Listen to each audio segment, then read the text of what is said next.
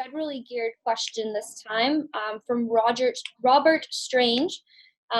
He asked, given that Ontario doesn't have significant oil reserves, but we do generate electricity, what will you do to accelerate the transition to electric vehicles? So I'll pass that to Kyle first.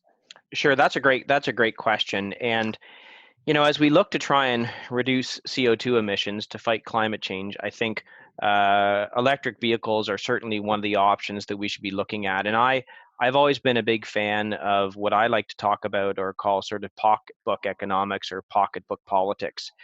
When you create an economic incentive for people to alter their behavior, they're much more likely to alter their behavior under those circumstances. So I think we have to look at ways to incentivize people to buy and purchase electric vehicles.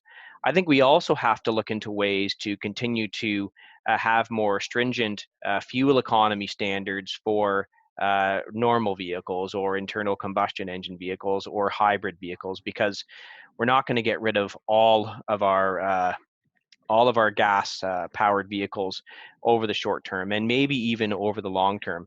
One of the things we always have to be aware of is that when we look at electric vehicles, they use significant amounts of rare earth minerals and other things that have to be mined, and those mining projects do cause a lot of issues environmentally around the world. There's issues with social justice where some of those mines are operated. So I think we have to look at doing both things. We should certainly find ways to incentivize people that want to buy an electric vehicle through tax credits and other means, but we should also be looking at ways to reduce the carbon effects of current gasoline vehicles by continuing to make improvements in fuel standards.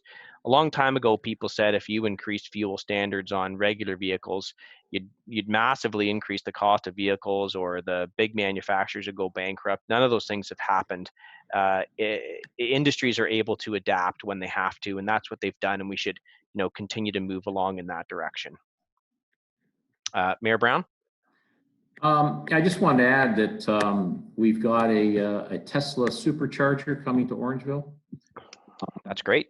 So that is going to be installed, I'm pretty sure, near Best Buy in that Walmart parking lot area.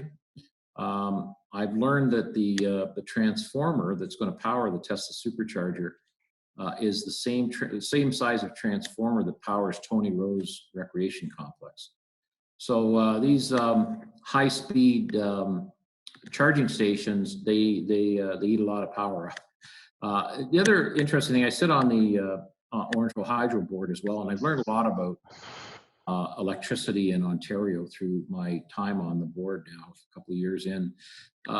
Ontario has a remarkable record for non-fossil fuel electricity.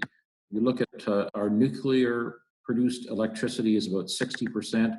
Our hydro or water produced is about 80%. And then you add in solar and wind, you're up to over 90% of our electricity is produced by non-fossil fuel, which is very high compared to most jurisdictions in North America and the world. So those who have come before us, both our federal and provincial legislatures over the past 20, 30 years, I think have done a good job in shepherding that. So our carbon footprint when it comes to producing electricity is one of the lowest in the world. It's quite remarkable. Okay, thanks for that, Mayor Brown and MP Seebeck.